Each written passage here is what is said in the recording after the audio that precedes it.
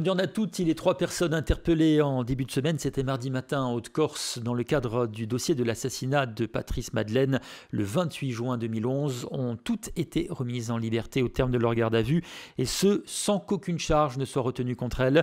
Ces 3 personnes étaient entendues par les services de la direction régionale de la police judiciaire. La baignade est interdite sur la plage de Ficadiol, non loin de Bastille. Cette dernière est en effet actuellement polluée par la fuite de canalisation des eaux usées. Le problème avait déjà été constaté en juin 2017, conduisant aux mêmes effets.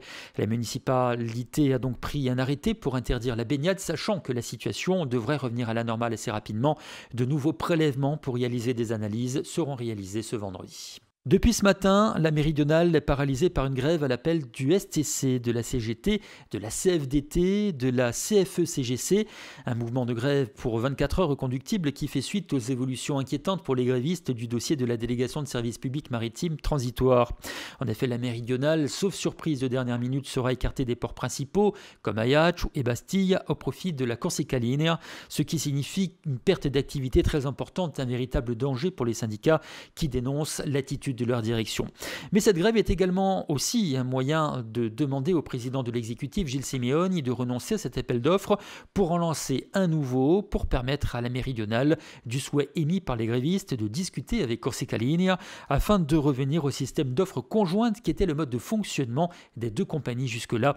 On écoute à ce sujet Cyril Venouille, délégué syndical STC de la méridionale. Écoutez, c'est la situation de la compagnie qui est extrêmement préoccupante pour les salariés puisque le rapport qui s'apprête à être voté aux sessions de l'Assemblée de Corse du 27 et 28 juin confirme les craintes que nous avions, à savoir le rejet des offres de la méridionale sur les lots de Bastia, d'Ajaccio et de Porto Vecchio. Enfin, en tout cas d'Île Rouge, puisque Porto Vecchio est proposé comme étant un futur. Donc ça veut dire que l'avenir de la compagnie est en grand danger. Absolument, mais nous disions depuis le début de la procédure, nous disions que si la procédure allait à son terme, nous allions nous retrouver dans une situation extrêmement compliquée, extrêmement dangereuse pour les salariés de la compagnie. Nous y arrivons.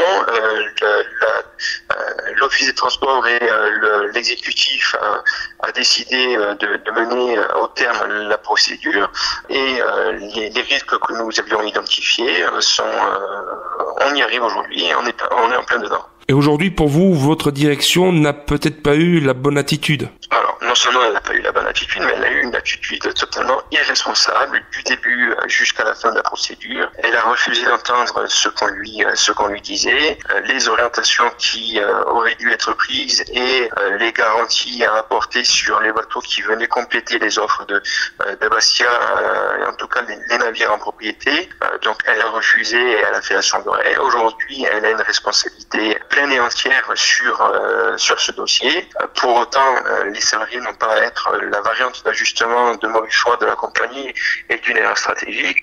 Et aujourd'hui, l'exécutif et le président de l'exécutif a prendre une décision courageuse, mais nous le disons depuis le départ, sur la continuité et sur le reste de la procédure. Donc nous demandons à ce qu'il stoppe la procédure d'appel d'offres pour préserver l'intérêt général et l'intérêt des salariés des 2 compagnies. Au-delà de l'arrêt de cette procédure d'appel d'offres, quelles sont les autres choses que vous attendez par rapport à ce conflit? Quelles sont vos demandes en dehors de l'arrêt de cet appel d'offres? Écoutez, à partir du moment où on obtient l'arrêt de la procédure, on œuvre pour retrouver et renouer le dialogue entre les actionnaires des 2 compagnies pour qu'elles fassent ce qu'elles ont toujours fait, à savoir préparer et répondre à des appels d'offres ensemble et retrouver un partenariat qui préserve non seulement les intérêts des salariés, mais l'intérêt général de la Corse. C'est un préavis de 24 heures reconductible, ça veut dire que vous êtes prêt à faire durer le conflit, c'est ça? Je pense que non seulement nous y sommes prêts, mais j'ai bien peur que,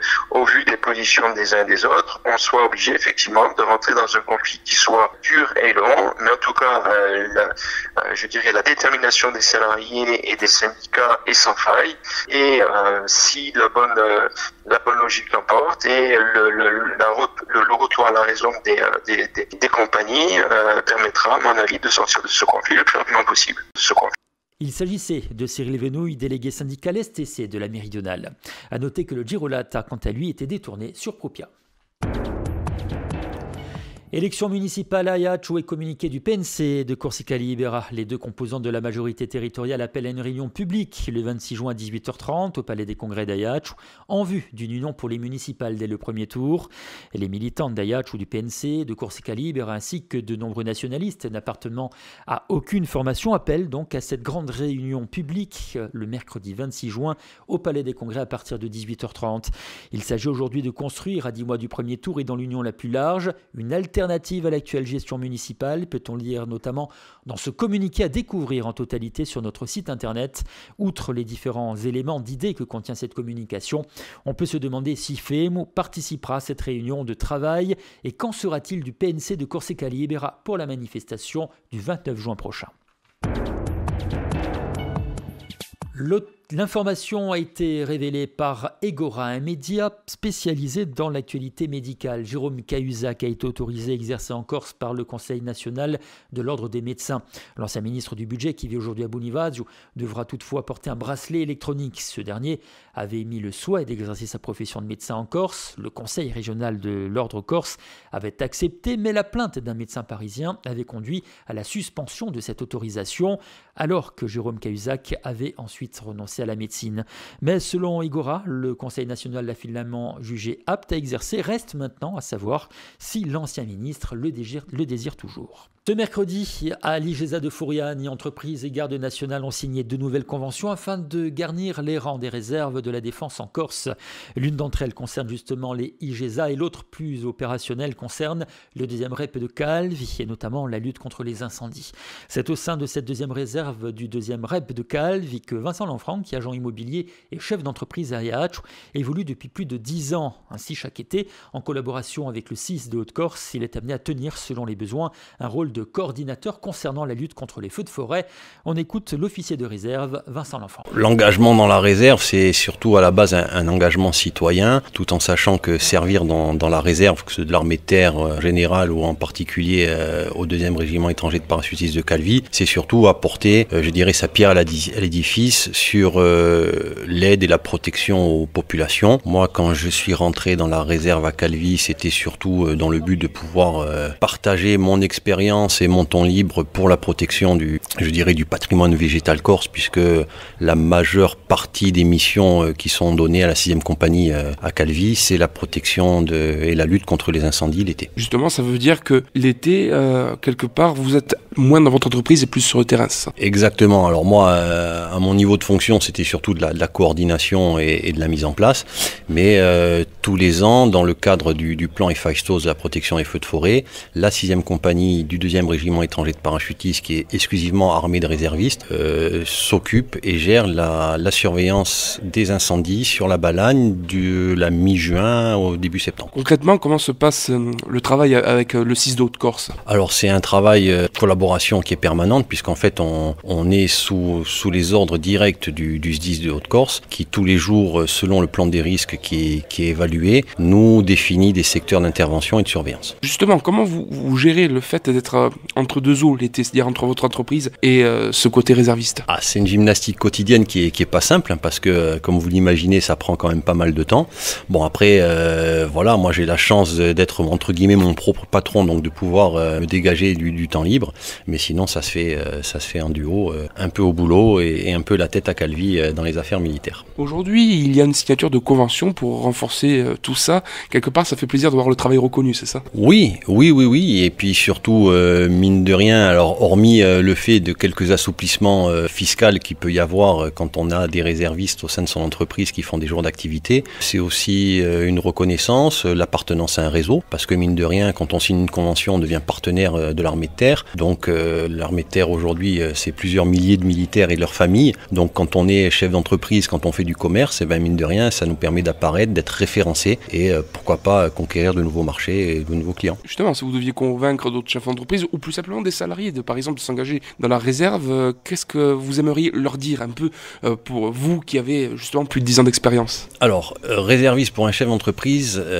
ça prend du temps, mais hormis le plaisir intellectuel et le devoir moral de donner du temps aux autres, quand on a des employés réservistes, c'est prouvé, hein, il y a des chiffres. À côté de ça, quand votre employé est sous les armes ou sous l'uniforme, il acquiert de l'expérience, il acquiert du savoir-vivre, il fait du sport, on lui inculque une certaine valeur morale, et ça, c'est des bienfaits qu'on retrouve au quotidien dans le travail.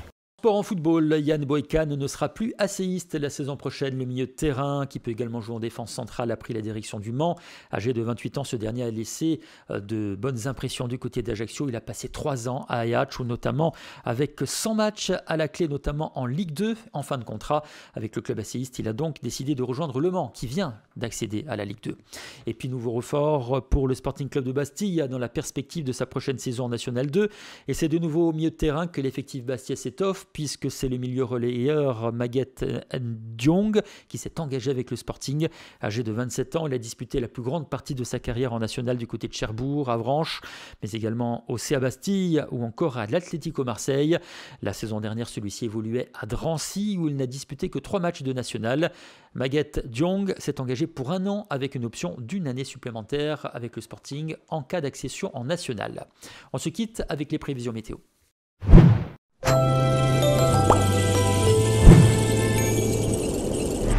Nous sommes aujourd'hui le vendredi 21 juin 2019. Bon anniversaire Anto.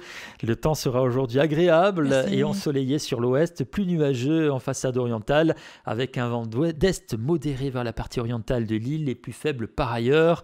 Les températures montent et montent très haut par endroits, notamment 33 degrés pour Propia et dans le Sartenay, 32 degrés pour Corti. Il fera 30 degrés à Portivec, 29 à Calvilise ou la Ajaccio, 27 ce sera le minimum pour Bastille et pour Bunivaggio. C'est la fin de ce journal sur Radio Alta Frequenza. Merci pour votre fidélité. Bonne matinata a tutti.